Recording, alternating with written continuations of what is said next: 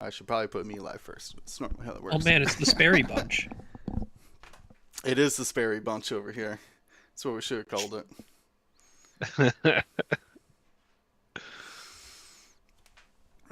Okay. As long as everything's looking good. Oh.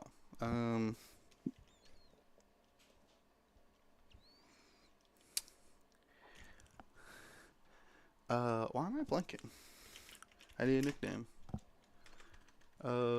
What's that Spider-Man show? On. The new Spider-Man show? Yeah. What's it called? Oh, I haven't watched it It's yet. called the Look it up. Most amazing Spider-Man. The Most Amazing Spider-Man. He's so amazing. The amazingness. It's your friendly neighborhood. Thanks for the no help. You just had to ruin the fun, ruin my joke. It's not fair. It's fine. I've been watching it. It's pretty good. It's a little Started Skeleton fantastical. Crew. Hey, the art style looks really cool. Man, you just started Skeleton Crew? That's a good show. Yeah, I think you enjoyed it. I am a little apathetic towards like Star Wars like right now, so it took me a while to like get into watching it, but I think you'll like it. I could be wrong, but I think you will. yeah. Do you like the Goonies? Yeah, I mean, I've seen the Goonies like twice in my lifetime, so it's been a while, but yeah. Then you'll like this. I like what it's trying to do. I'm not super engaged yet, but I don't think I'm giving it like the best like faith shot. So I might rewatch the last couple episodes. I'm like 4 or 5 in right now. It's like deep-ish. Just think that either. Well, you're a different age, so for me, it actually brings me back to my childhood because the Goonies were like my childhood. Yeah, but it's not that serious, and it's just like a kid adventure show. So Pure like kid adventure. yeah, it's just a kid adventure show. It's not. There's no like deeper Star Wars meaning behind it. I mean, there is, but not. Yeah. It doesn't have to be. I think this is probably one of the shows that requires like zero investment into Star Wars. Yeah, I think it maybe just wasn't prepared because like from where the last couple shows to now, it's just definitely a massive shift. But it's a welcome thing to explore for Star Wars because they haven't done something like that before. But yeah, I don't know. Again, I just think I have a bad attitude about it right now. I don't dislike it. I think there's some things I need to get on board with, just like the very suburban lifestyle thing of like Star Wars just feels like this is so different than what I expected. Yeah, and I think when you get to the end, you understand why it's so different from. Got it. That's what I've been told is like, oh, it'll make sense. Just watch. I'm like, okay. Yeah, like it's disconnected, but there's a reason why it's disconnected.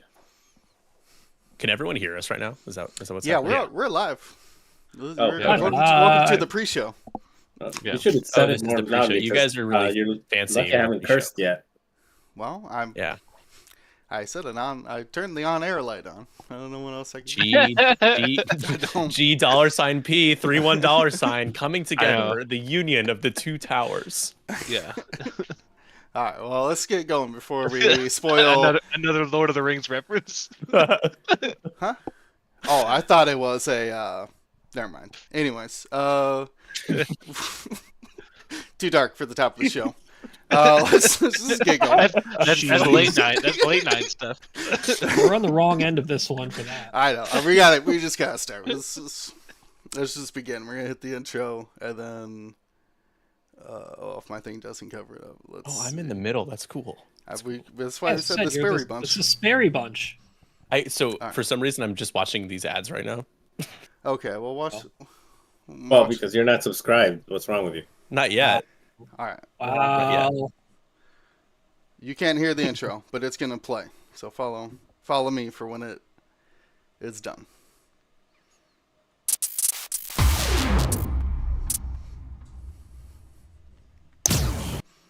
This is episode 376 of Gold Squadron Podcast. I'm one of your hosts, your friendly neighborhood, William Hagwood. And tonight, I'm joined by Marcel. In rule silence, a squirrel twitched at an edamame, sensing a phenomenon. Manzano. I was just curious which of those words you would mess up. You did more than one, so congratulations. Ryan Disturbed, first album, track 4, Staniszewski. Does anyone know off the top of their head immediately? I'm down with the sickness. I was going to say, you got the sickness? That's probably a good bet, right? Yeah, Disturbed. I only know like 2 Disturbed songs, so it was a coin flip. Well, hopefully not too bad, Ryan. You're up and talking. I mean, so. I'm here, so All right, I'm meted up. I got a cough drop. Yeah. I'll do what I can. Lots of sniffles, I assume. I got you. Well, we also have James, hockey withdrawals, Rither. Yeah, the NHL is doing their all-star-ish type event this week, and so I'm not going to be able to get my daily dose of my local team's news. So I just got to get prepared for it for the end of the season. I don't know what I'm going to do. Maybe go watch the Spades play after you're done with the clubs. That's a good hockey club joke. All right. And our special guest, Nick 312 Sperry. What's up, everybody? I've got the jersey on, and I just subscribed, so y'all could shut up about that. It's done. Well, You're the one speaking of that's paying people my ads. who support us, I had to think, of course, the GSP Patreons. They keep the lights on. They get special channels on our Discord. They get shareable art, and of course, get us to Worlds. If you didn't know, we, GSP, are streaming Worlds. As we have been. Who's streaming Worlds, Will? GSP. Yeah, let's go. Gold Squadron Podcast. We'll be there. Me, James, Dion should be there as well. Though I don't can't confirm he'll be there every day. I forgot to coordinate our schedules. But we'll be there every single day. Streaming Thursday, Friday, Saturday, and Sunday. X-Wing all the time. Actually, I think we're only doing main event. There is no time for side events, is there? There's a main No, 'cause event there's- going on every day. Heat 1, Heat 2, then the second day of heats, and then the cut. Yeah. Okay. That's so much heat. Someone turn it down, A lot of please. heat. A lot of heat. going So- on there. It's Oh my getting jeez. hot in here. Exactly. So we'll be there. Don't do the next part. No, well, remove. I was trying to. We are going to be there. Of course, if you want to be there, if you want to join us in Milwaukee the last weekend of March, tickets are on sale right now. Adepticon.org. They have a whole event schedule going on right now. So you can check it out, see what it is. If you're not familiar with Adepticon, it is a miniatures convention. So if you're more of a deck builder game or board gamer, not going to be as focused at Adepticon. Very much about the miniatures, which we love. So it's going How to be weird is it to say Milwaukee and not Chicago? Have you caught yourself accidentally saying Chicago already this year instead of Milwaukee? No, Don't because say- I it's- always oh, pronounce sorry. It's Schaumburg. Schaumburg.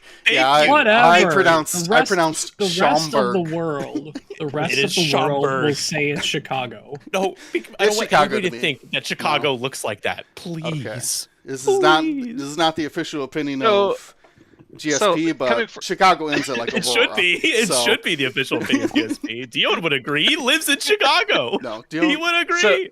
So even Schaumburg is not considered Chicago? wow, I Dude, mean, it's 45 minutes away from me, and I live on the north edge of the city. Well, you could drive like an hour and still be in Chicago. That's the joke that I keep hearing. So, well, I'm You an gotta- you hour gotta hit the from interstate for like 30 He's- minutes. So I'm he's an right. hour from Navy Pier, and I don't even live in Illinois. So And trust me, my car broke down on the way, so I know just how far it is. yeah, I know the exact mileage of how far. Yeah. And I walked 500 So miles. how much further is it's I already forgot the name of the new town. What is it? Is it Milwaukee. Milwaukee. Milwaukee. How much further away is Milwaukee compared to Schaumburg from like Chicago? It's another like 30 Uh, minutes. It's like a little over an hour. if not you very went far. from Navy Pier, which is what I consider downtown, I don't know if that's the correct downtown, but You're it's at such a least tourist. I love it, Will. it's we all know what it is, and we can all see where it is. So we're gonna go with Navy Pier. Navy Pier to Milwaukee is an hour and a half. So It is, yeah, it's 90 It's minutes. pretty far. pretty far. It's not that far, actually. Okay. It doesn't seem that far No, to me. I mean, no. maybe it's not that far. I don't know. Or it is. I'm super excited. it's nothing. We did get a little bit of a sneak peek into like the layout of the Adepticon event, and it looks like, based on what we're hearing, it's basically like 3 times as big in every regard. So, With room there's to a grow map? as well. with room to grow, yeah. He's like, Yeah. and then this other room it's this size and a half. So, so yeah, there's tons of room in that in that new event center. Well, it's not new, but the event center that we're doing for this year. Mm-hmm. Yeah, so I'm excited. I've never been should- to Milwaukee, so it'll be. By the way, you guys got to get it straight. It's Milwaukee. What? It's Milwaukee and Schaumsburg. per Schaumsburg. James, if I like to. Never Wait, heard did I say it that wrong? ever. Isn't it Milwaukee. Schaumsburg? No, it's not. There's at a all, but debate it's about where the endearing S way you is say it. in the word. Yeah. You guys Oh, ever seen Wayne's World? because I put it on both sides, didn't I? It's just Schaum- like, it's almost like you're Schaum- mocking it, but in an Schaum- endearing way. Ah, Schaumsburg. Where is the S supposed It's to go? Sham apostrophe S Berg. You know, like the Shams own it. Well, Schaumburg. What Messing does with you. James call it? Schaumsburg. Schaumburg. Yeah, I feel like I'm saying it right, but You know what? You only Uh, learn to written, pronounce it from so me. it be done. that is correct, Liam. Armada will be in the same building as us, so no more getting shoved to the next hotel. So More that'll be nice. space for all the space games. I know. Well, I'm very excited. Into March. We're talking less than 2 months now until that culmination of the grand tournament season. Gonna be a fantastic time. Hoping to see all new faces and old out there on the tables. But speaking of some new faces, we bring Nick on. Nick, what is your official title for the? Well, I know that. I ain't new. I'm old as heck. I'm so old. I mean, what is your official My back title hurts. for the Alliance? I am the X-Wing Alliance PR lead, which means pretty radical. Pretty guy. radical lead, dude. Pretty all right. radical lead. Yeah. All the news, all the announcements, and the press releases, there's like cool like letterheads that you see circulating. My team and I'd like to give Grimwolf, Jason, a shout out as well. He's a part of our team at the PR team. And We're a active part in of GSP team too. Moderator extraordinaire. He does a lot of background stuff that Yeah, super well. that you guys normally don't see, but he is a very critical part of this team, and it sounds like a very critical part of the public relations. That's what PR stands for, you fools. Yes, that's what it stands for. Like IT doesn't stand for internet things, you know. Like, yeah, no, 100% that does. How dare you? How dare you take Nick's coolly named title away from him? Yeah. So, yeah, really, really cool to hear. How has things been going for? Good. There's like no new news, right? There's pretty- a lot happening on the you know, we all like Ryan, you know, there's a lot happening. It's really exciting that's happening on the internally that we're kind of working on scheduling out and planning around so that when we do release information to everybody, it's full, it's accurate, it's been proofed, it's been agreed upon by everybody in the group and the XWA, and that it also is released at a cadence that people can like that they can grasp and be able to do the most with. Which, so I'm kind of the hype builder. I try to facilitate hype is, I think, a really cool way to describe what I do with XWA. So I thought I knew so much about sentence structure and grammar reading FFG and AMG cards. I knew so much more after trying to make them. Oh my lord. Yeah, it's like, well, that makes sense to me. Like, there's no way it could be construed any other way. And then someone else looks at it and is like, wow, that's not how I read that card. And rules team comes in and goes, wait a minute, bam. And Yeah. then the playtest team comes in and goes, wait a minute, bam. And then Nick comes in and says, wait a minute, bam. Yeah, this one word you missed, yeah, it completely ruins the card. It's all appreciated. Yeah. Well, that's super cool. Yeah, thanks for having me, guys. By the way, I'm excited to talk about all the things with you guys. And yeah, this is like a very exciting and kind of unprecedented little, like territory we're walking into, right? And marching towards in a couple of months, post Adepticon. So, yeah, just got to make sure we do it right. And my job is to be the bad guy and be like, no, let's wait, let's post Yeah, it, make the most sense, stuff like that. So. Yeah, as a fan, I appreciate the non-fire hose approach, whatever that is, because as much as I love getting just huge drops, I do like the drip feed. The relegated approach. Yeah, because getting just like huge, like bomb drops of content and new stuff and is awesome. It diminishes the value if it's all at the same time. Yeah, and then it's like, well, now I have to wait, X number of months until the next thing. So I do really appreciate the drip feed approach. Yeah. It's I will say one thing before we move on that with both Fantasy Flight and Atomic Mass Games, I got to see how they handled releasing information and sharing information with their player base. On like a PR end, and there were things that I really liked from both of them. Like, for example, the previews articles that FFG used to do. I really like that, which we've employed. We've done with the design team already. We've done an article there. And then AMG, like they would do streams kind of just casually talking about a lot of the thought process and, things that they implemented, no opinion on it. Just I thought that was, as a streamer myself, really a cool way to connect with the community. So, it's a cool opportunity to be able to have some sort of control on how we move forward doing things like that. And it's something I love doing. That's why I'm doing this, is streaming and sharing cool articles and all that stuff with you guys. So yeah. You don't hate doing the job that you're volunteering for? That's good. It can be, I'll be honest, it is a little stressful, but it is great. I love the X-Wing and I love you guys. I love all you guys. So but it does feel like X-Wing is like all over. I close my eyes, I see X-Wing. I look at the ceiling, I see X-Wing. It's like, I can't get away from it. Yeah, truly get away from X-Wing. X-Wing is there. It's here to stay in my life, whether any given day I really want it or not. Like I love the fact that I get to be a part of this, and I'm very X-Wing is life, right? It literally is. X-Wing.life now. Yeah.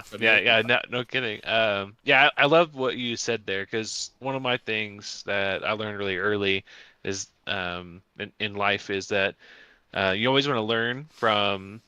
In my respect, it was from previous supervisors or previous bosses, but you always want to learn something good that you liked from a boss. And in this case, let's say FFG and AMG.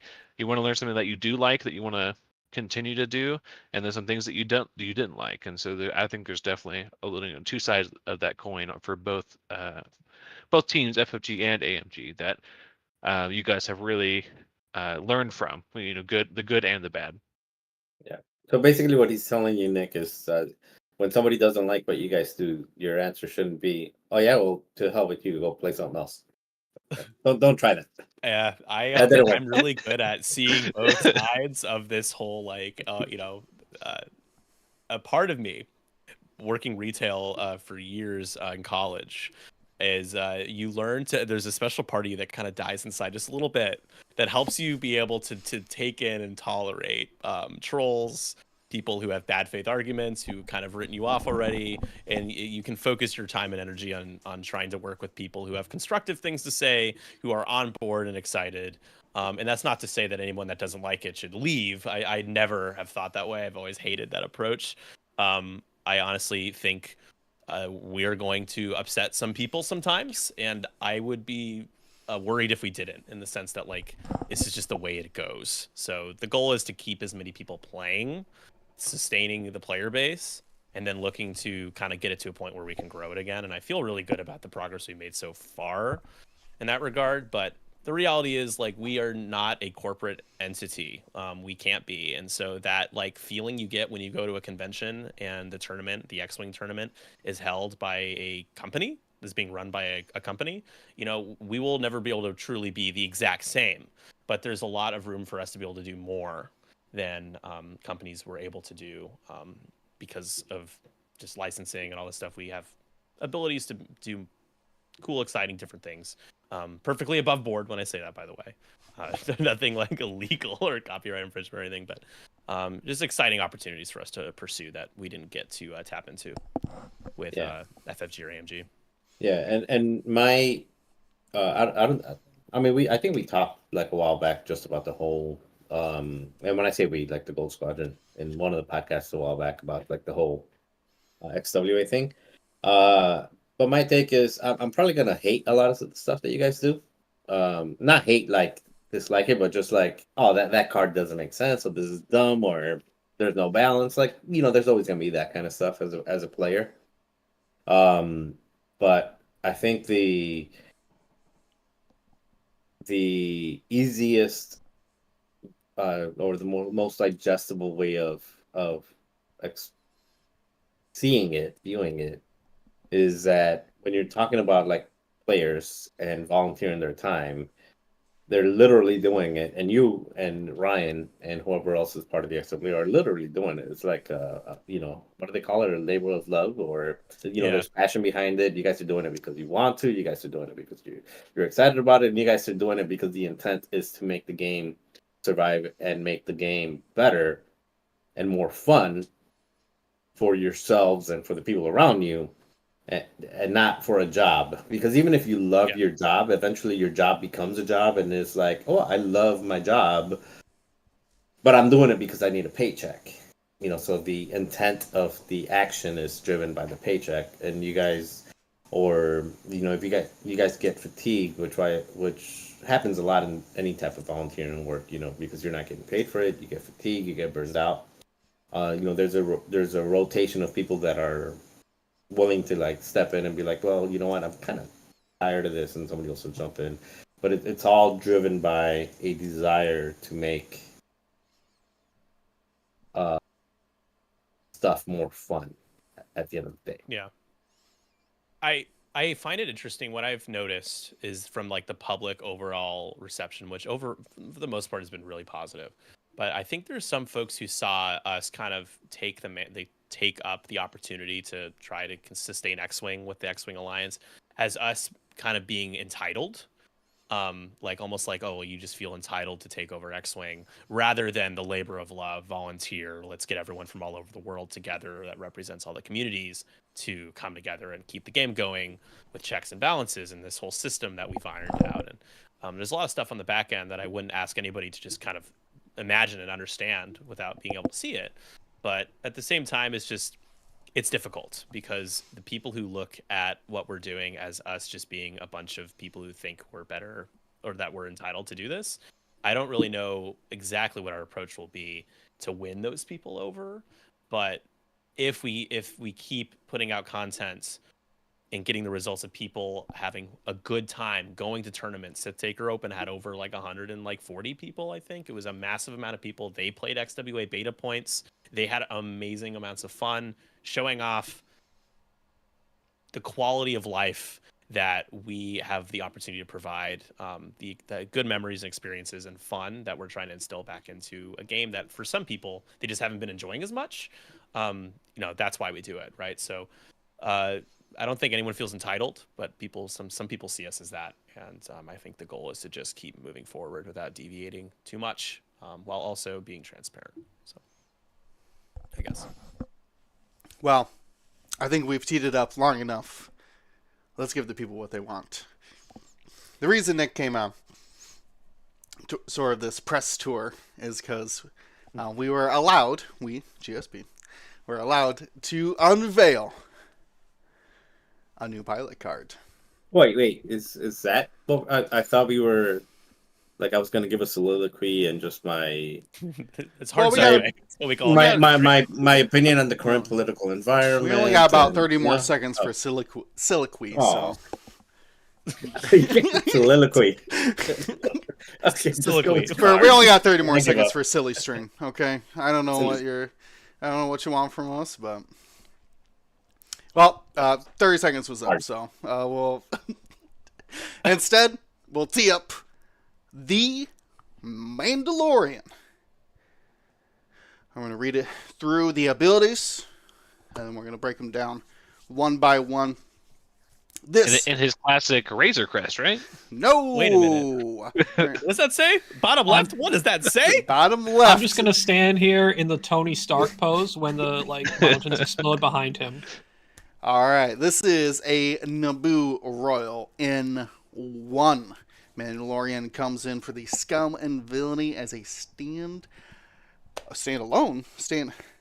What am I trying to say? Standard loadout. Standard loadout. I lost it halfway through. I was like, and this is themed around Most Wanted. So we have typical Naboo stats here: 2 attack, 2 agility, 3 hull, 2 shields, and we see 2 non-recurring force. I don't know when Din Djarin got force sensitive, but maybe we could find out as we read the cards. I'm curious now. So we start with his main ability.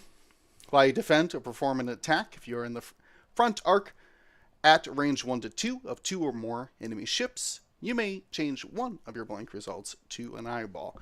Exactly word for word as the Razor Crest ability you are familiar with. Pause. What? Did you say non-recurring when you said force? 2 non-recurring force Yep. charges. Yeah, For the audio listeners, it's important.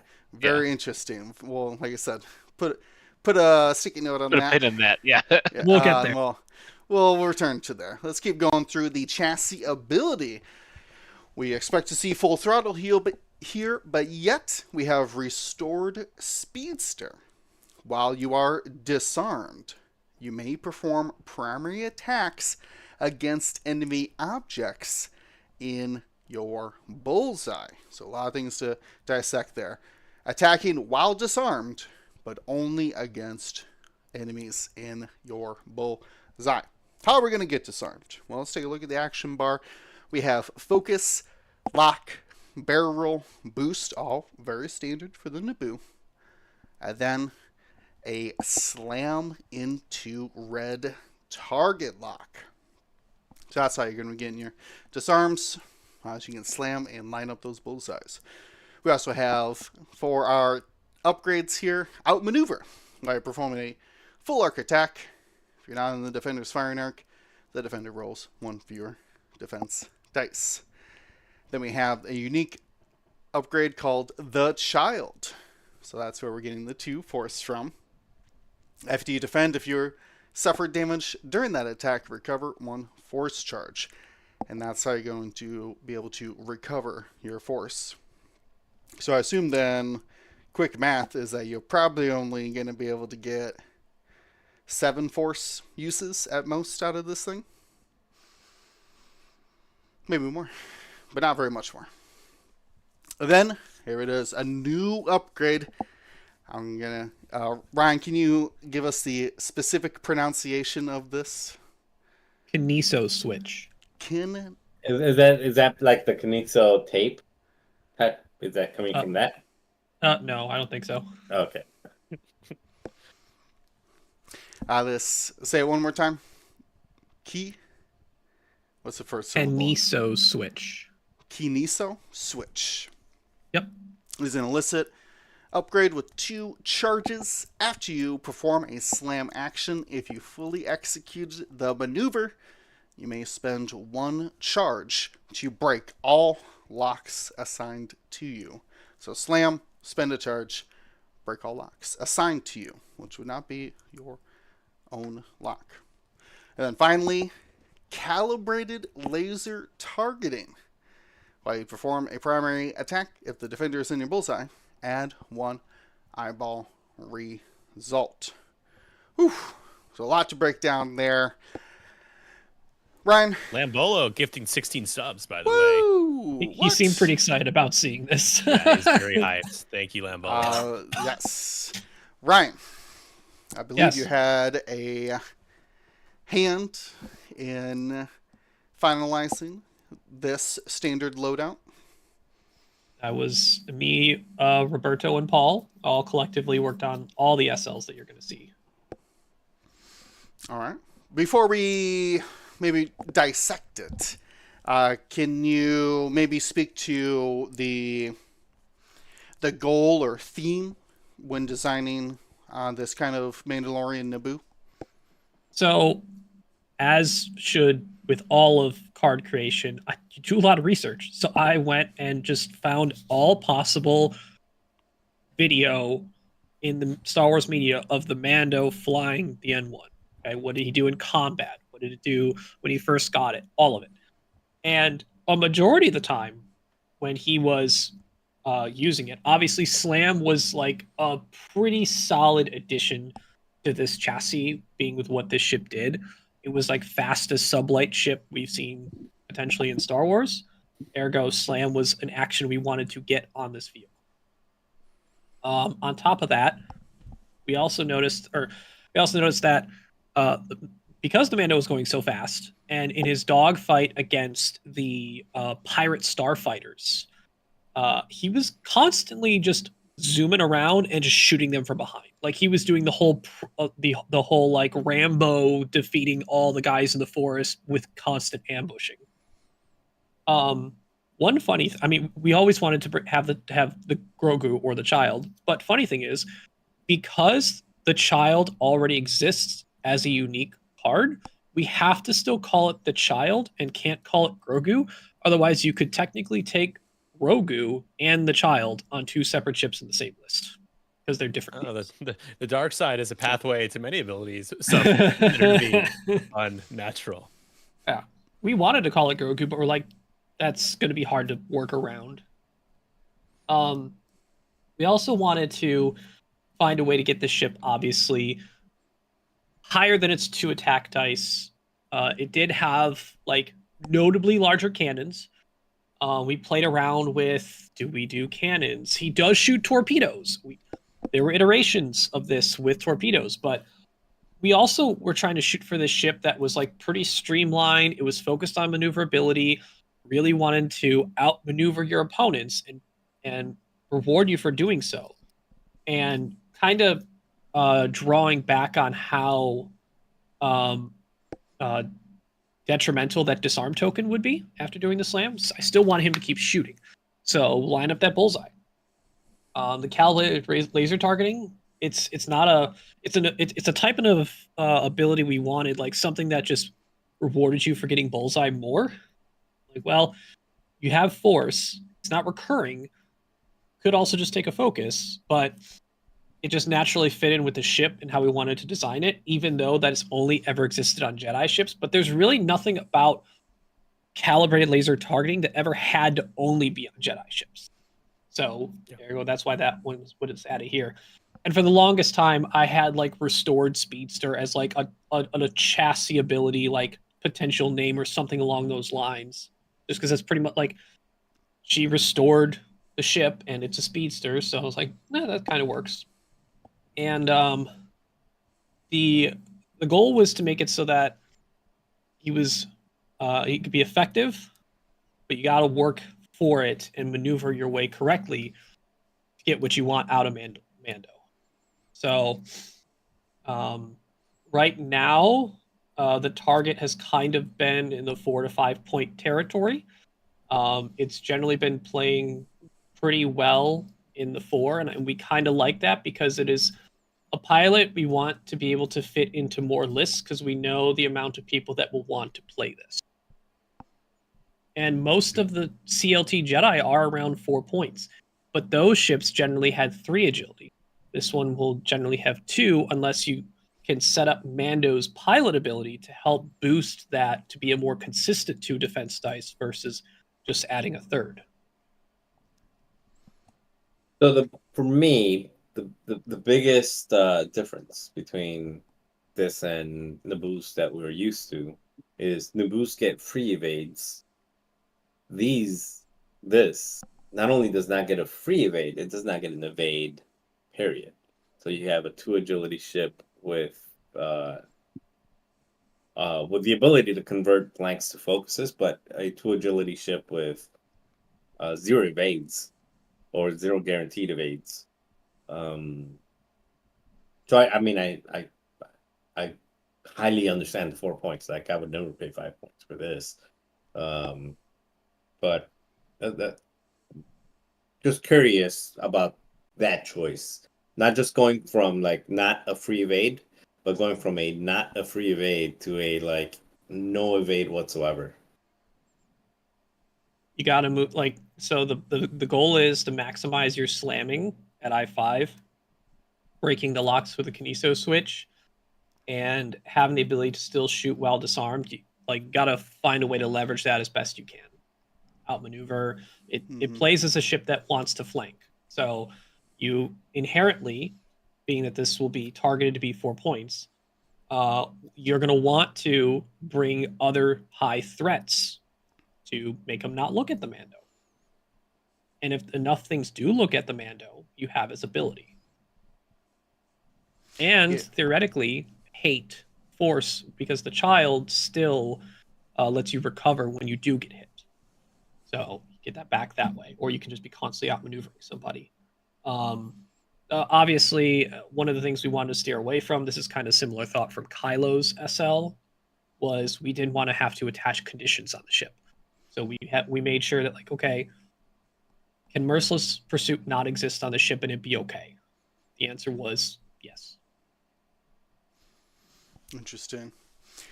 I do have maybe some more rules questions. I'm going to assume that even though you can only attack ships in your bullseye, you still fire a full arc weapon while disarmed. So outmaneuver still triggers while you are disarmed. Is that correct? Correct. Yes. Okay. Yeah, as long as the enemy object, we said object specifically because you can also shoot remotes. Sure. And, Scenario but it's specifically features or enemy, whatever. so Yeah. like it's actually you can't just shoot anything. If the weird case would happen, if you want to shoot your own ship with Dead Man Switch craziness. It's gun yeah, faction, like so you're still performing a primary attack. You're just allowed to because it's in your bullseye. Yeah. Primary attack is still your full arc. okay. Ryan, I have a question for you.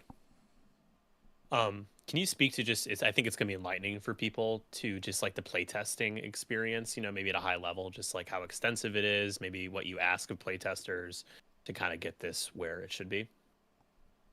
So a lot of times we ask, like, okay, we provide them with here's the stuff, okay, initials, right? We let them, we don't direct them in any manner at first. We're not saying like, okay, double check this, like just view it, see it, take your own information off of it, play through it, and give us feedback. And when we compile the feedback, we look to say, okay, what's feeling good? What's hitting the mark on theme? What's hitting the mark on the average points we're looking for this to be around? What's hitting the mark on is this ship actually feeling like it can slam around and get advantage position wise to utilize the ship's somewhat fragile chassis if you don't have a bunch of stuff to trigger Mando's ability? Is there any weird rules situations that occurred? And any of that feedback we get, we digest it within the design team. We brainstorm some tweaks, options, maybe upgrades that get switched out completely because they just didn't land. Whether it was too powerful or it was done feeling it was ever any use. And maybe sometimes we'll even get feedback where like it's half and half. Someone thinks it's just a little too good. Someone thinks it's just not too good. So like maybe that's right, or maybe it's not. It depends on what we're seeing on either end. So, I mean, I think there's a few ships that we may have spent a little more time in design to try and polish a little more, or that we designed first when making these SLs that we knew we wanted to make. So those ones got a little more care internally before it hit the playtest team, and the Mandalorian was one of them. We knew we wanted to make the Mandalorian. We knew we wanted to hit something with this and make sure it was something that was desirable to be played, could fit in a majority of lists, the desire to want to play it. So this one didn't have much negative nor like bounce back feedback from playtesting that often. There was still comments here and there. We, as I said, digested them, figured out, brainstormed, tweaked. So everything has gone through multiple iterations. I don't think there's one card that just like nailed home 100%. Even if it's just wording, it can't be 100%. None of them are 100% correct the first time.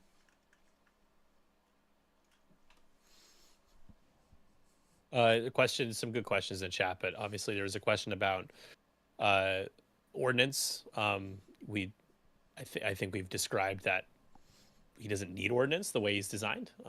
There are opportunities to be a threat, but also being evasive. I think there is a balance between the risk and flying him near enemy ships, the ability to slam out of firing arcs and to kind of flank and get around people, and that kind of very thematic for the Mandalorian because he always finds himself in trouble. So I really appreciate that. And also, I think there's just something to be said about a game or a meta that relies on a lot of ordnance, and I don't think he has to use ordnance to thrive. So that's my opinion as a player and as someone on the inside. And Ryan obviously can pass it to you on that. But why no 3 red dice, for example? Like questions like that are going to be asked. It was gonna be a 5 initiative ship. We didn't want to move its initiative down. Adding slam was a boost up to its capabilities. The child, so force. So we couldn't just naturally give it 3 without teetering close to the 5-point margin. There was times where this SL was considered to have proton torpedoes also, because he definitely shot proton torpedoes in the episodes. We know that. But then it started to be able to do everything and would kind of get a lot of bloat of the stuff that we wanted other ships to be able to do. And, it's not that there's a chance that on the whiteboard there may be a custom Mando in the future in the N1. So, like, maybe at that point in time there's a higher cost custom one that would have more loadout that you can then put torpedoes on. Maybe. That's on the, like, brainstorm whiteboard right now. We wanted to create a contained card that we could fit a complete thematic design on and nail as much as we could. So you can get 3 attack dice as long as, and honestly, adding an eyeball result is better than just being able to roll a 3rd result. So you'll generally get a little more out of the ship as long as you obviously line up the bullseye. Another thing that I think is worth mentioning is just kind of an observation that I've made with just like existing SLs that people like to take, is that a good number of them have the ordnance, have the munitions, are very strong with the synergies of rolling a lot of attack dice, double modifying their dice. I think it's nice to like, again, looking at Poe, that was teased with Nickel City X-Wing. It's nice to have standard loadout pilots that can excel in different areas besides just relying on chucking extra red dice and double modding them all the time. I think that's an oversimplification from me, but I think there is a welcome and needed space to explore adding your favorite pilots or higher initiative pilots into the game, new content that doesn't rely on simply just rolling more red dice and double modding everything all the time. Are you saying we're getting 0 dice for 1 die support ships? Cloud Car win? Bespin Cloud Car? Is that what we're going to tease next? I mean, there was definitely we had to start prioritizing. We had to start prioritizing what we wanted on this card more. We felt like outmaneuver was a higher priority to keep than torpedoes, because he was more consistently ambushing things and shooting them with lasers or torpedoes than just shooting torpedoes straight up.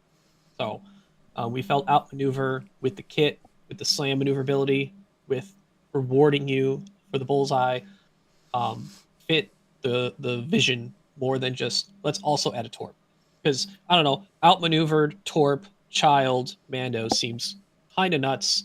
Might even be pushing 6 points, even with the stat line, just because of the sheer offensive output it would have. We wanted this to be more contained, more narrow scoped vision, and something that is more likely to be able to fit in more lists with a target of 4 points. So I do have a question for you, since you're in this team, Ryan. And I don't know if you can answer it or not, but again, without any actual spoilers, just so I understand, kind of like the breadth is what is the range of number of standard loadouts that you guys are looking at releasing during the first round of these? Like what? I think we've seen 3 so far. The Seen Poe, the 3 so Kylo, far. and that one. So Yep. like, what's the breadth like, and is it across all summon factions? No, we've made it public that we're currently starting with the 3 factions that have seen SLs the least, being First Order, Resistance, and Scum. First Order Resistance had none. Those obviously had to be ones that we wanted to hit, and then Scum only had the YT 2400, which those haven't really hit well. And there was obviously a strong desire to really showcase some of the theme that these bounty hunters or notorious characters have that could be really pushed with SL card design. Mandalorian, as an example. Before we let loose a potential custom ship in the world that would be the first time ever designing a custom ship, even though it's based off of a current ship, nice to do on an SL card first, to be honest. In terms of sheer number, I think I said on NCX on Thursday when they were showing off Poe, and I had a little Q&A after one of Greg's matches. I think the bar was currently set at between 3 and 50 as like the scope in general. That's just like a wild number, to be honest. We're not bringing out 50 SL cards at this point. I can narrow that scope a little bit. It's between 3 and 40. I'll narrow it down a little more every day until we get to the real number. I mean, they're going to be pretty sizable packs without getting too specific. Yeah. That offer, we're not going to tease everything. So, and that's on the PR side of things. Like, we could do that, and it's just not a good idea because we want some speculation. We want the excitement of those like additional pilots that you didn't see on a stream or posted, on social media. But like what we get with like those, the scenario packs, right? Battle of Endor, the most recent example. Having that for the evacuation of Dakar for the sequel trilogy factions, and then for Scum, like a most wanted type pack.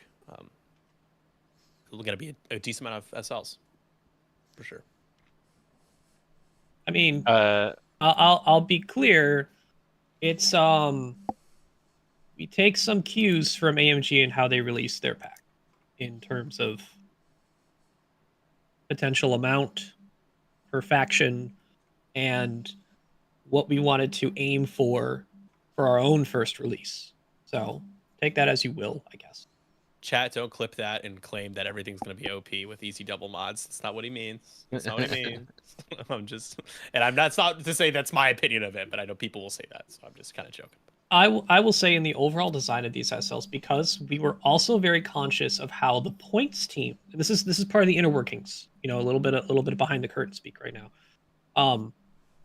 Points team was very they were on a journey together, we'll say, because it's tough, right? It's a journey for this, to help rebalance the game and rein it in a little bit in terms of the power level it was currently at, so that we had a little more breadth and room to design new things to fit in those spaces.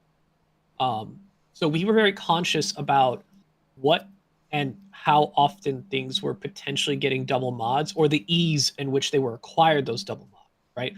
You're going to probably see a lot less lock, focus, juke, evade stuff with a torp, like a B-Wing, right? You are going to see more like, if you set up this thing, you get this thing, which then you can combo with your action to get the mods you want, right? There's an earn it level of stuff. And the points level on those SLs will vary in how much you have to try to earn it, or what the payoff is, because the payoff could be even bigger than just getting double mod.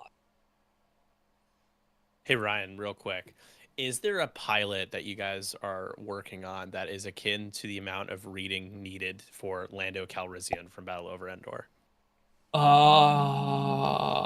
Please hold. I think that's Will's question as well. I don't. I would imagine not. And from what I've seen, I forget now on the Poe, but most of these SLs, they're only introducing maybe one new ship ability and one new upgrade, versus something like Jendon or Lando that was almost every ability was brand new. So I do like that approach personally, because I can read out maneuver and I know what that is, right? I know what calibrated laser targeting is. You could have named it anything you want. Could have been bullseye synced red things, and we'd have to just relearn what that is. You just call it CLT, and we know exactly what that is. So I think that is a very like I said, good there approach. was nothing from what I read and looking at CLT that made me think like this would have to stay on a Jedi ship. Not at all. No. It's just a thing. So like we No, can well, use it as a if thing. If more so in like older planes, but there was a thing where if you have two guns on your like biplane or whatever, there is a point at a certain meters where those bullets converge if you would like them to.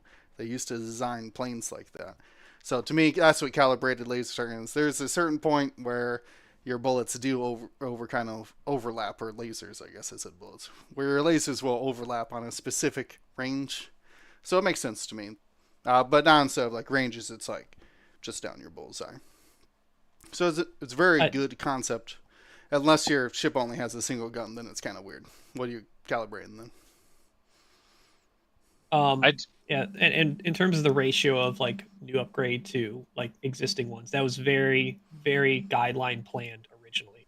We didn't want to overload with a bunch of new stuff, especially when we're not professional designers as much as we want to feel like it. Like, it is not our job.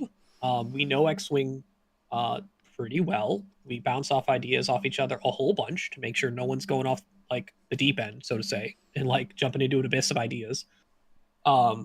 And also just like it's better to ground yourself with some of these first initial designs with a good mix of existing and some new. Very cool. I like the reasoning on, or just like the slam lock versus a slam focus, especially with CLT and the ability. A slam focus would be just a much better action here. So I do like the slam into red lock. So you still are able to use that CLT result, but it's not going to 100% of the time work out. And you got your force, unless you are empty at the time. Yeah. Yeah. In a perfect world, I would be empty on force all the time, because that means I'm spending all my attacks and not getting shot at, right? So, I do like the slam lock instead of slam focus, because slam focus would just be hands down what I would do every time, right? Very true. I do think this Mandalorian, I really see like an interesting duality to where you want to obviously be slamming, getting those out maneuvers, lining up the bullseyes, but the threat of you just like 5 forward, bullseyes already lined up, just throw down the focus and call it a day, where the opponent now has to predict, well, I can't just roll up and lock, because what if he slams away and breaks my lock? So I can't predict that this Mandalorian won't just straight joust 2 ships to get their ability off on defense. So it does have that kind of, to me, I wouldn't be like shooting for his pilot ability. To me, it seems like it's more of like, oh no, they trapped me. At least I have a small defensive bonus that can get me let me live just long enough to get out of here and slam away. But it's going to be really hard to combine all of the pieces, basically slamming into a lock that somehow outmaneuvers a ship, but 2 ships are looking at you still. It's going to be very tricky to get every single thing to work all at once. You're going to have to, more or less, like, it feels like, pick your battles.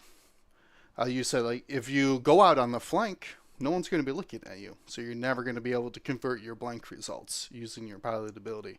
But you get outmaneuver more often. Real quick, just there's been asked a couple times about access to the components, cardboard specifically. Like, how am I going to be able to play this? Is it going to be print and play? A couple of things. One, we plan on making all of these digitally accessible to everyone through the website. We'll make sure everyone knows where to go to be able to download and print the assets they need to be able to play this, freely at home, at the game store, wherever you want to play it, right? Second thing, the opportunity that we see with the prize kits, the OP team, I won't, speak fully for them, but I can definitely say this, is that prize kits, there will be opportunities for alternate art cards or maybe cardboard for these pilots in the future. So there will be ways to acquire the components you need to play it digitally or, through prize kits, TLDR. That's actually was going to be one of my questions. So I'm glad you brought it up. Right now, the only thing you really need, other than the name of the card or like the image of the card, is the Naboo, in theory, model, but specifically the Naboo dial. There's not going to have a unique dial for this or anything. The regular Naboo dial will work, I assume. Oh yeah, Yes. it's Yeah. just Yeah. You can use using the the same. Okay. So I not a question on the Mandalorian specifically, but just again, I think out of the five of us, I'm like the most out of the loop in terms of XWA stuff. So just my questions are just curiosity for selfish sakes. What is well? Let me restate this. Not what. Um, in the design process and in the new ships, whether standard or whatever else, how much focus, or did you guys put any focus onto like support ships versus just ships that kind of do their own thing? And when I say support ships, there's two different types of support ships, right? You got the literal support ships, so you've got the ships that are like Sicko or somebody else that is there specifically to give somebody else an ability, or you get like in Epic you get like the big egg. I don't even know what you call it, that is there to just provide support. Or there's other things that are not necessarily support ships, but they are collaborative ships. So ships like Backstabber and Myth Mauler were like they work in tandem, and there's a collaborative aspect to it. So in this round of design, were you guys looking at more like standalone ships that were out there doing what they wanted to do, or was there any like emphasis or any focus on support or collaborative type of abilities?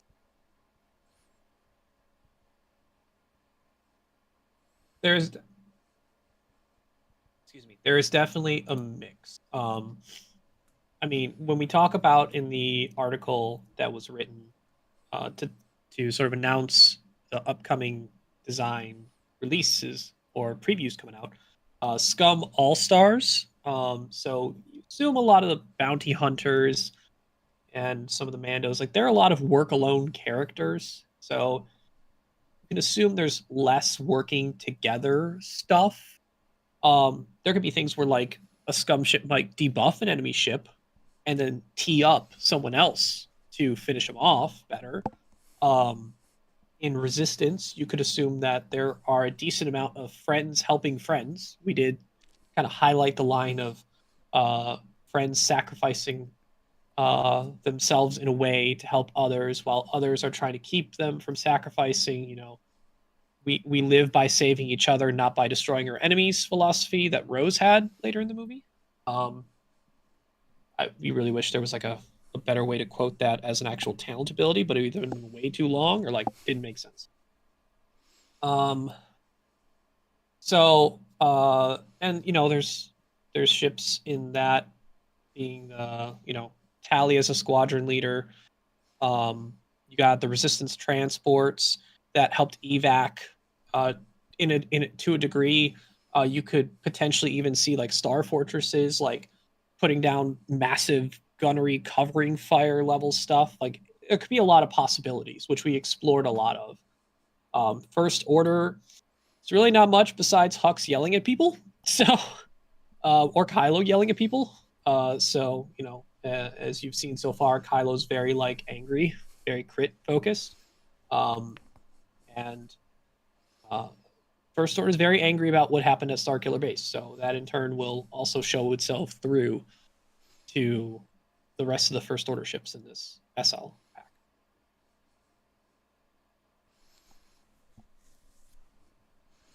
Very cool. Yeah.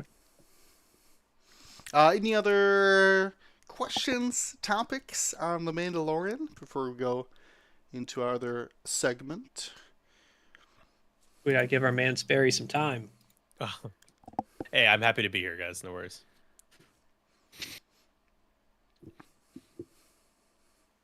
I'm trying to think of if I had any remaining ones. Might be Can I ask you a a lot question, of. Ryan? I got one. One Go last ahead. one. What's up? Sorry, Will. No, you're fine. I think this is just to tee you up because just inspired by some of the Reddit response to a previous post that we made about the design article. Is the design team planning to only implement standardized loadout pilots into the game of X-Wing moving forward, or do you have your eyes set on custom pilots as well? We have our eyes set on everything possible for this game.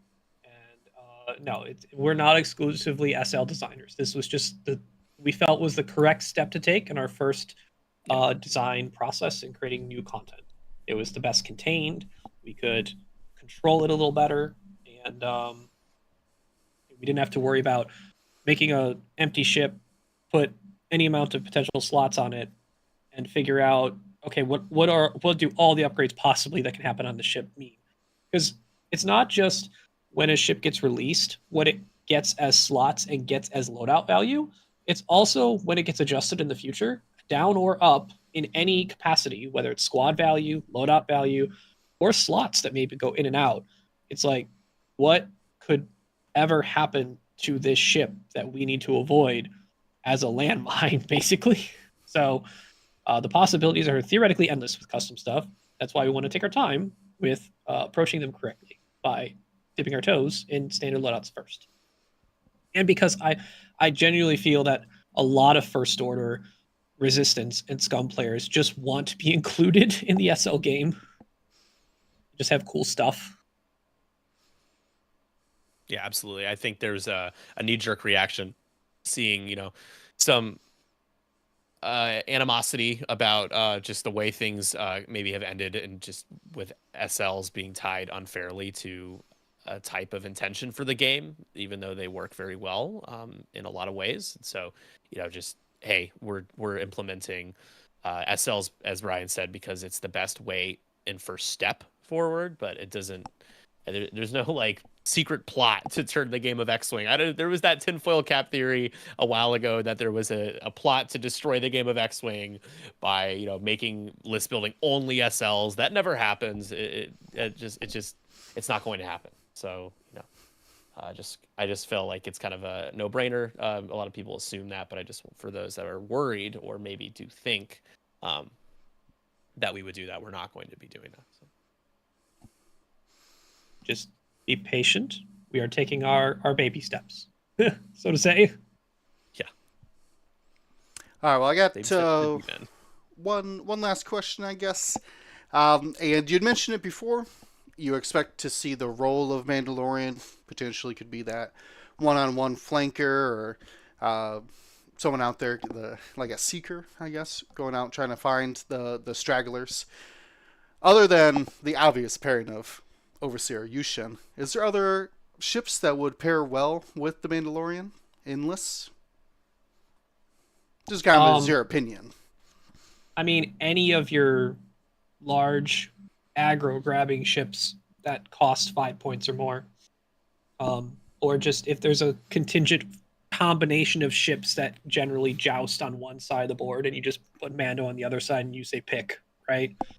Like, find the right combination of large thing and Mando that make your opponent say pick, or a group of ships and then Mando on the other side make your opponent say pick. Obviously, Mando might have a serious problem evading I6s. So, Yes. that Kineso switch feels very cool until the I6 locks after you move. So, but I mean, you get to dump Vader's lock and have him have to lock again, I guess. True. Yeah. Interesting stuff. Of course, we're all very excited to hear more about these new pilots coming up. Nick, you said that you had a release schedule. Is there other releases planned that people could look forward to? In general, like releases pertaining to this, or just like in general? The new Most Wanted and the car SLs that are coming out. Yeah. So in the next, I will say, this is me like little breadcrumbs. In the next 2 weeks, there will be another design preview article. That is as far as I will go, and there will be a lot of cool information in that. Very exciting. So, yeah. All right, awesome. We'll be on our seat's edge, waiting to hear more. But something we can talk about with Nick is your new 312 tournament series. Let me see if I got that logo. But can you tell us about it? I got some questions for you, but tell us about it. Yeah, of course. Yeah, so I'd say it's very bold of me to jump on GSP wearing a GSP jersey and to, of course, rip off Galaxies, and of course that is what I am doing. So just kind of inspired by Galaxies is really where this started. This idea came from. There's some nuance to it. The online scene for X-Wing has been stable and growing since GSP really took on a massive responsibility to keep the community playing with each other globally during COVID. The Galaxies was the quote unquote replacement for a Worlds that we didn't get to have in 2020, and we continued through 2021, and more series beyond that. And so now we have these very successful online league structures and occasional events, but there's no consistent organized play available throughout the entire year like Galaxies offered. And so after running a couple of tournaments online that were very fun and very successful, I thought, what if we did create some sort of structured, laid out plan for monthly tournaments in different time zones and have some sort of invitational at the end of the year for those who win invites by playing at a certain level in these conquests. And so it is the 312 Conquest series run by 312 Squadron, me and my group, but in partnership with XWA. So I just want to make sure people know that this is not an X-Wing Alliance sanctioned tournament series. We are just partnering with them when it comes to everything, including price support, in terms of rules, structure, online tournament setups, just really trying to put our best foot forward using XWA points, beta points, and eventually just non-beta points, just the XWA points. So it's a big deal and an opportunity for us to also raise money for the X-Wing Alliance for large-scale convention and tournament kits that we do need to raise money for. That's the gist of the series, but I'm happy to break it down a little bit more.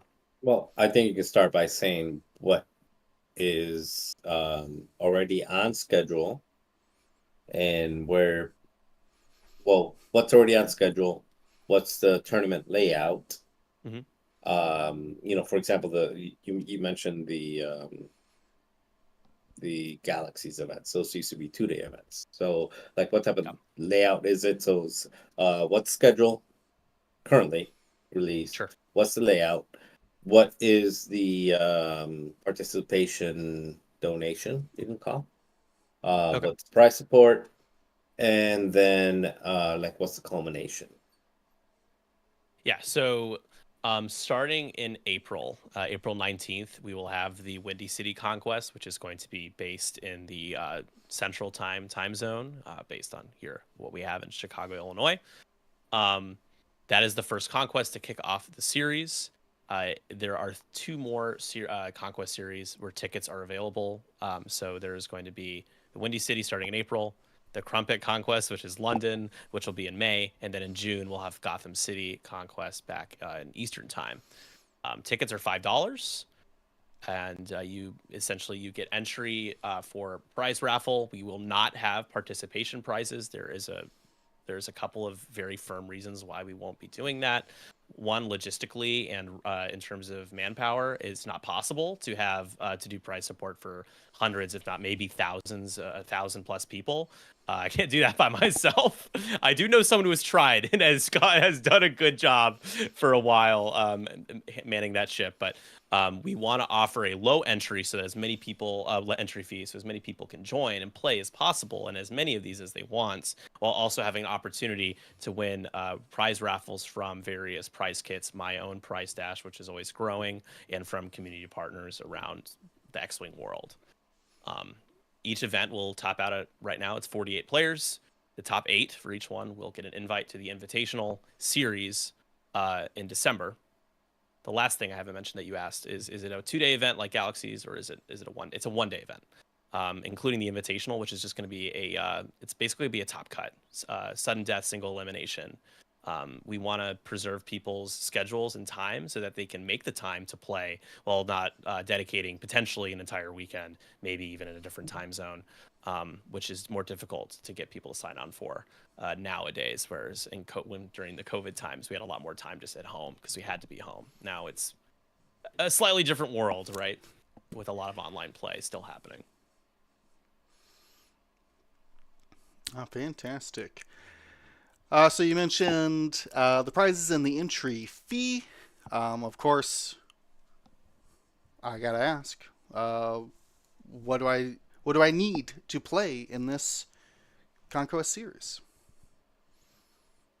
You just need your great attitude, Will. That's all I really need from you. So you can purchase a ticket on Ticket Leap. I just posted the Google Doc that lays out our schedule, all of the FAQ stuff, everything.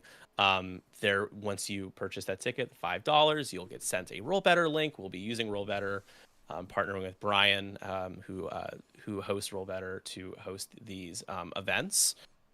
You'll be able to. You also want to join our Discord. We'll have announcements. You'll be given a role so that you can keep up to date with anything coming up. And it will be XWA points with XWA rules, with legal XWA components, new pilots, anything that's available at the time in the list builders you can play. Again, starting in April. So this is going to be after Adepticon on April 19th. We will kick off this series. And I also neglected to mention, but what's super exciting is that there will be an acrylic plaque with beautiful XWA, like Kylo Ren silencer alt art on the plaque for the winners of each conquest. So that's another thing that you could win. If you win the whole thing, you get some hardware as well. Awesome. I think you covered a lot of my other questions I had. Main one is, I want to play more than one. Is that allowed? Yes. Yeah, you can play it as many as you want. The invites will roll down. So, Will, let's say you were top 8, you won the first one, you finished number 2 or 3 in the second one, you top 8 in the third one. It'll continue to roll down to folks who do not have an invite. You can play in as many as you want. We did want to cater the time zones to the world. There's even a Middle Earth conquest. These will test my sleep schedule, and I'm very excited and nervous about it. But we've done it before with Galaxies, as I was a part of that on the production side, doing scorekeeping and stuff. Before Jason helped with that. And so definitely excited to take what I've experienced with GSP, the inspiration that GSP created and bringing a community together online, and to really kind of address the need and player base that is playing online in large numbers. The other thing on the XWA side is this is actually just really important for us. We want to be able to gauge exactly where everyone's head is at, where who's ready to play. Starting in April. I know that a lot of us play in person. We have our local game stores or game nights. We go to tournaments, but online play is just it's built differently, right? But it's more accessible. and we want to see where we're at with our player base, and what the areas that we can improve, and just get a good understanding as a litmus is like globally how the X-Wing community is shaping up immediately after Worlds. And this is going to be a good way to do that, and to raise money for the X-Wing Alliance. This low prize fee goes to prize support for raffles, but also allows the XWA to be able to fund creating awesome prize kits for conventions like PAX, Adepticon, and more. Right? These kits are not free to make; they cost money. It's just the way the world works, right? So I want people to be able to kind of come together, play, have fun in a tournament setting, in an invitational series, while also being able to help XWA's mission in a way that doesn't break the bank and is fair. So I think you said this, but I wasn't paying attention. Okay, I'll mansplain it to you again, though. Yeah, It's yeah. okay. I mean, if I'm not anything, I am brutally honest. So when I don't listen to you and I zoom out, like zone out, I You will can let tell you me. know, like you bored me to death and I zoned out. But two questions. One of them is, you said you capped it at 48. The reason the first question is why. If there's if there's higher interest, would you be open to opening it up more? And then the second question, I think this one you answered, is what was the invitation cut at for each? So it's going to be at a top 8, just so that it's going to be, originally it was going to be just preliminary on my end based on turnout. I'm not worried about turnout, really. It's just going to be a top 8 across the board to make the numbers work, the numbers even across each series for when we do have that single elimination cut invitational. We know exactly how many players are going to be there for that, or to expect. Regarding 48 player cap, that's just a number that I picked. I'm not going to be hosting a Conquest that has 180 people playing in it, but we can definitely lift it. It can go higher than 48. If we have 64, great. That's awesome. We can do that. It's just because this is kind of it's got a ticket price attached to it. You have to purchase the ticket to get to the Roll Better link. I just kind of started with a number that I thought was palatable, and then we can easily raise it, especially with the time zone. I don't know exactly how many people might, for example, sign up to play in the New Zealand, the Middle Earth Conquest, right? So 48 is just a number that I selected.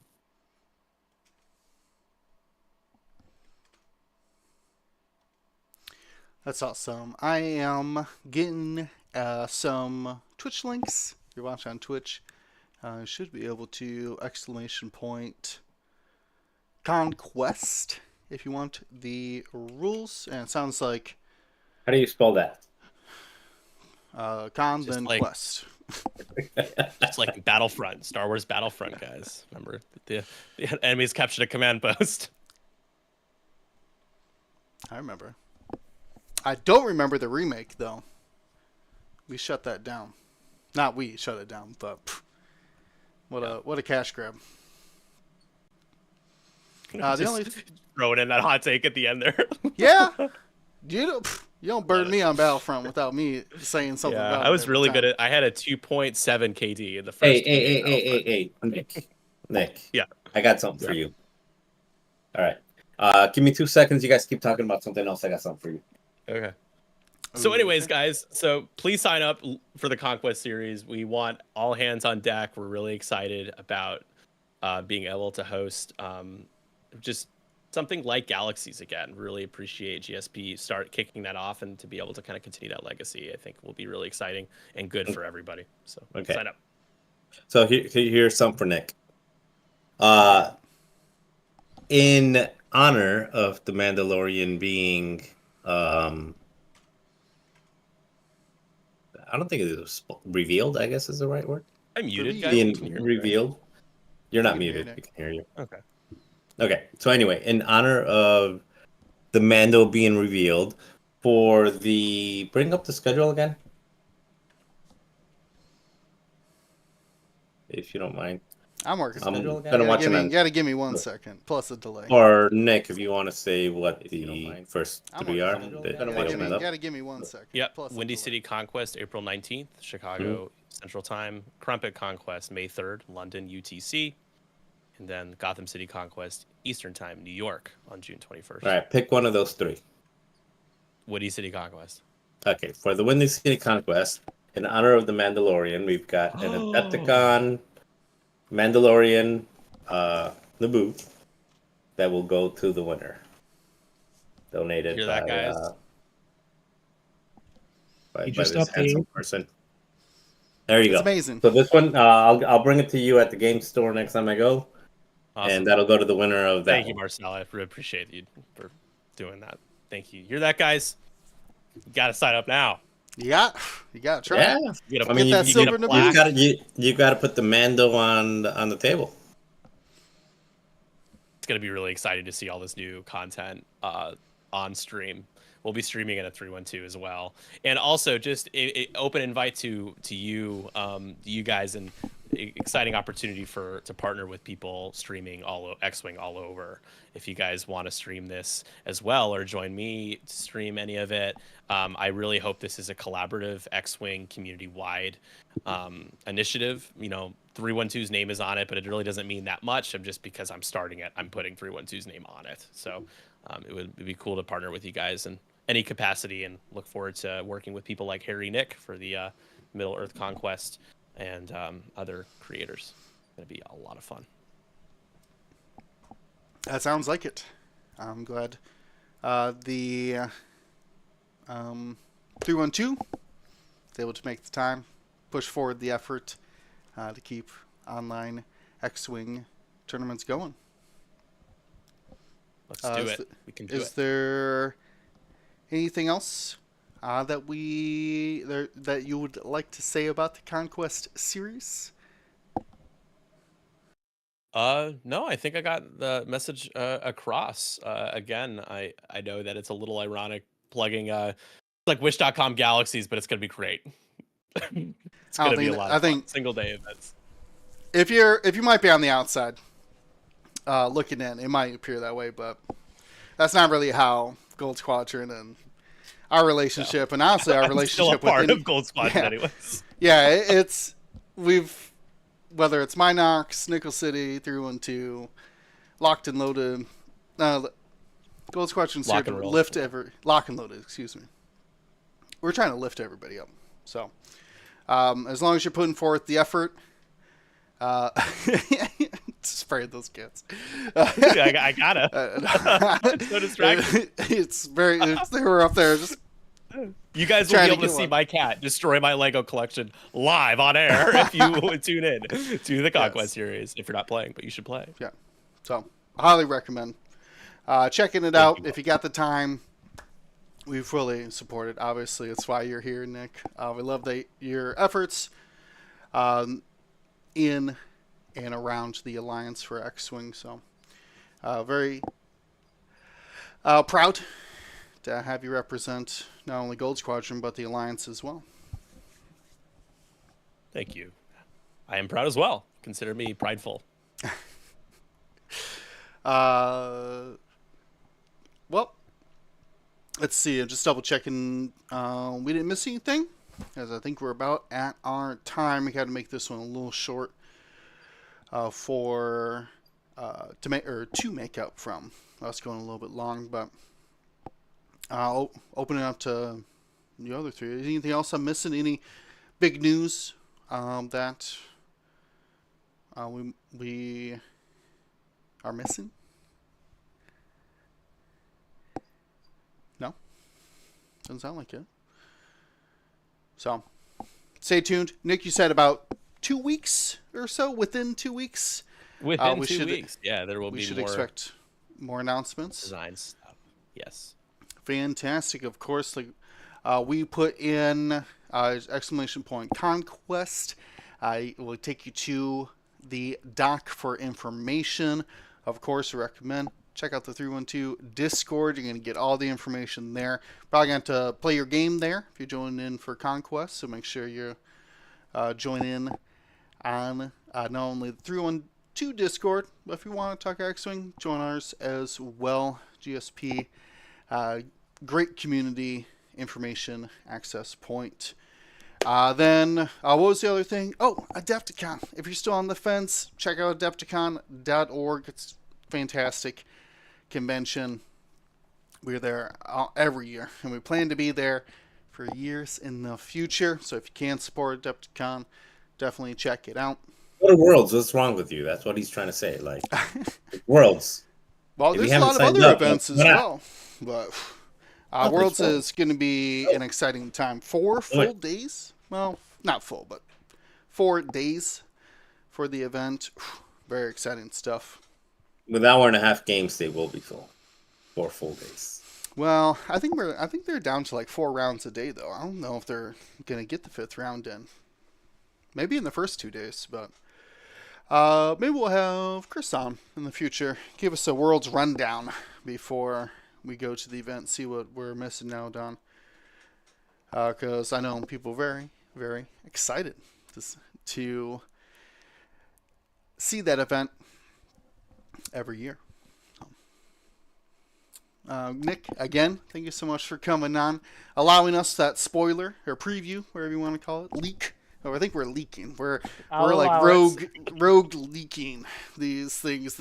The Alliance doesn't I don't want like you that. to see these. Rogue leaking.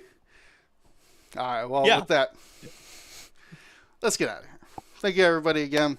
Check out the patreon.com/Gold Squadron. Join us at Worlds on Twitch and YouTube.